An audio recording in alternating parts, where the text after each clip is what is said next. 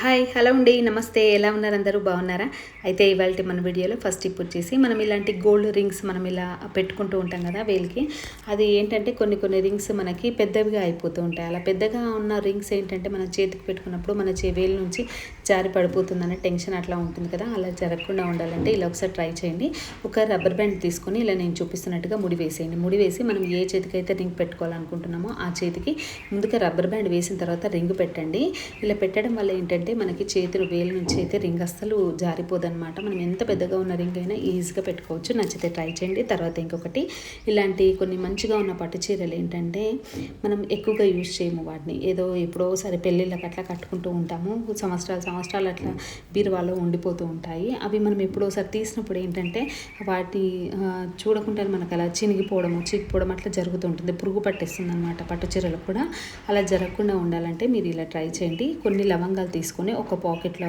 లేకపోతే ఏదైనా టిష్యూలో కానీ క్లాత్లో కానీ ఇలా ముడి వేసేసి కొంచెం ఆ స్మెల్ కోసం నేను ఇక్కడ పిన్నిస్తో ఇలా కట్ చేస్తున్నాను అనమాట ఇప్పుడు మనం ఎక్కువగా వాడని పట్టు చీరలు ఏవైనా ఉంటే వాటిని మనం బీరువాలో పెట్టే ముందు ఇలా అందులో వేసేసి ఇలా నేను చూపిస్తున్నట్టుగా చీర మధ్యలో పెట్టేసి మీరు ఇలా ఫోల్డ్ చేసేసి మనం బీరువాలో పెట్టుకున్నామంటే మనం ఎన్ని సంవత్సరాల తర్వాత తీసినా కూడా ఆ పట్టు చీరలు అనేవి అస్సలు పాడవమన్నమాట నచ్చితే ట్రై చేయండి తర్వాత ఇంకొకటి ఇక్కడ నేను మార్నింగ్ టీ పెట్టుకుందామని చెప్పేసి పాలైతే వేడి చేశాను ఇంకా వేడి చేయగానే పాలన్నీ పగిలిపోయాయి అనమాట ఇంకా పగిలిపోయిన పాలని ఇంకా వేస్ట్గా పడేయకుండా నేను ఇలా ట్రై చేశాను మీకు నచ్చితే మీరు కూడా ట్రై చేయండి ఈ సీజన్లో ఎక్కువగా పాలైతే పగిలిపోతూ ఉంటాయి మనం ఎప్పుడైనా మర్చిపోయి ఫ్రిడ్జ్లో పెట్టకపోయినా కొంచెం ఎక్కువ క్వాంటిటీలో ఉన్న పాలను కూడా మనము ఏ రోజుకి ఆ రోజు వాడుకోకుండా ఇంకా నెక్స్ట్ డే వాడుకుందామన్నా కూడా పాలైతే ఆగలేదు ఇంకా పగిలిపోతూ ఉంటాయి అన్నమాట అలాంటప్పుడు మీరు ఇలా ట్రై చేయండి నేనైతే ఫస్ట్ టైం చేశాను కాబట్టి చాలా పర్ఫెక్ట్గా వచ్చింది ఫస్ట్ టైమే చేశాను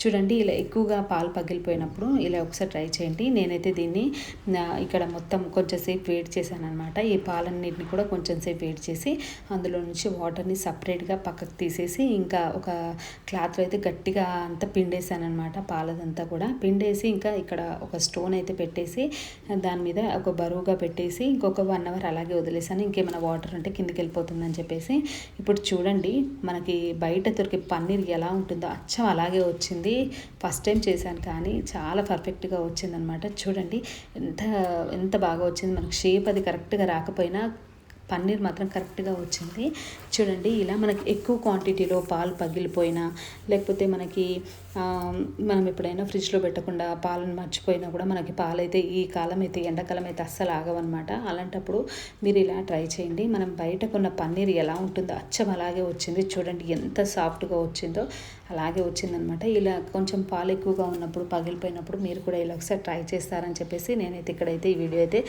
చూపిస్తున్నాను అనమాట చాలా పర్ఫెక్ట్గా వచ్చింది ఇప్పుడు మనం కర్రీకి మనం ఎలా ప్రాసెస్ చేస్తామో మొత్తం అంతా కర్రీ అంతా కూడా ఇలాగే వండుకున్న తర్వాత ఇంకా ఫైనల్గా పన్నీర్ అయితే మనం ఎలా వేసుకుంటామో అలా వేసేసుకున్నాను చూడండి పన్నీర్ని కొంచెం ఆయిల్లో ఫ్రై చేసి ఇంకా కర్రీ అయితే చేశాను కర్రీ కూడా చాలా బాగుంది టేస్ట్ అయితే మీరు కూడా ఎప్పుడైనా మీకు పాలు పగిలిపోయినప్పుడు ఇలా వేస్ట్గా పడేయకుండా ఒకసారి ట్రై చేయండి మనం మామూలుగా మిక్సీని క్లీన్ చేస్తూ ఉంటాం కదా మామూలుగా ఒక లిక్విడ్ వేసి క్లీన్ చేస్తుంటాము అలా లిక్విడ్తో పాటు కొంచెం ఉప్పును వేసి క్లీన్ చేయండి అంటే మీరు అనుకోవచ్చు ఉప్పు వేయకుండా లిక్విడ్తో కూడా క్లీన్ అవుతుంది కదా అని చెప్పేసి కానీ ఉప్పుని ఎందుకు వేయాలో చెప్తాను చూడండి ఇలా కొంచెం ఉప్పులో కొంచెం ఆ లిక్విడ్ వేసేసి కొన్ని వాటర్ వేసేసి నేను ఇక్కడ క్లీన్ చేస్తున్నాను మనం ఉప్పే ఎందుకు వేయాలి అంటే మనకి పని తొందరగా అయిపోతుంది అది ఎందుకంటే చూడండి మనం ఎప్పుడైనా మిక్సీ పట్టినప్పుడు ఏదైనా సరే కొంచెం పిండి కానీ చట్నీ కానీ అలా కొంచెమైనా మిక్సీ మీద చిల్లుతూ ఉంటుంది అది మనం హడావిల్లో కొంచెం అలా మీద తూడ్చేసి పక్కన పెట్టేస్తూ ఉంటాం కదా అలా పక్కన పెట్టేసినప్పుడు అది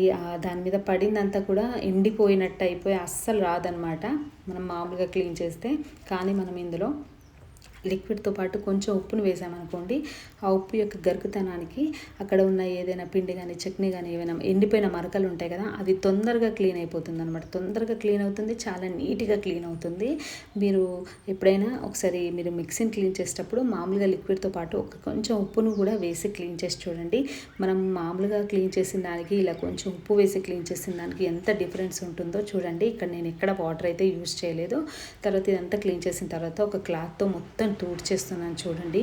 అసలు ఇది కొత్తదా అన్నట్టుగా ఉంటుంది. ఎక్కడ ఒక చిన్న మరక కూడా ఉండదన్నమాట. ఏదైనా పిండి మరకలు కానీ ఇట్లా ఏమీ ఉండదు.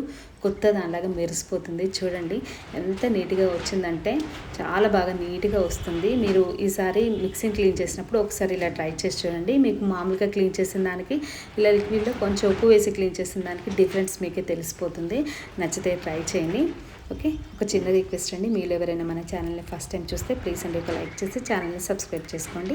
తర్వాత ఇంకొకటి, మనం వాషింగ్ మిషన్లో బట్టలు వేసి ఉతుకుంటాం కదా, బట్టలతో పాటు ఇలా ఒక బాటిల్ని వేసేయండి. బట్టలు చాలా నీట్గా తెల్లగా వస్తాయి.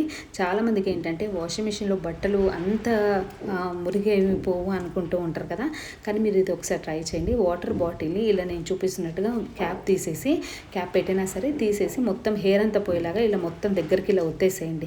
ఒత్తేసిన తర్వాత బట్టల మధ్యలో అలా పెట్టేసి మీరు మిషన్ని ఆన్ చేయండి. ఇంకా బట్టల్ని మనం మామూలుగా అయితే చేతితో అటు ఇటు నలిపినట్టుగా మనకి అక్కడ బాటిల్ ఉంది చూడండి, ఇంకా చేతితో నలిపినట్టుగా బాటిల్ అనేది అలా తిరుగుతూ ఉంటే మురికి అనేది తొందరగా పోతుందన్నమాట.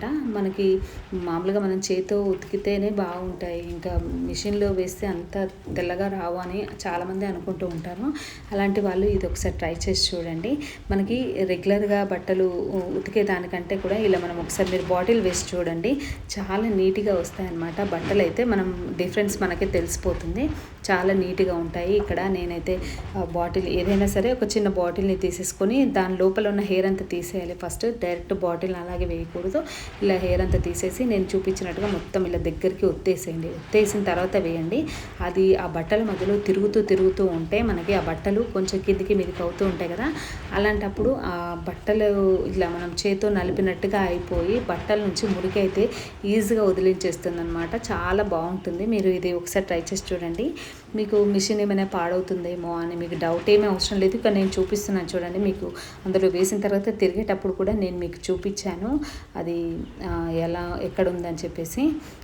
ఏం ప్రాబ్లం ఏమి ఉండదు. అలా బాటిల్ వేసి మనం క్లీన్ చేయడం వల్ల, బాటిల్ వేసి మనం ఉతుక్కోవడం వల్ల బట్టలు అనేవి నీట్గా వస్తాయి. ఇక్కడ నేను ఫైనల్గా అయితే చూపిస్తున్నాను చూడండి. మిషన్ ఇంకా ఆగిపోతుంది.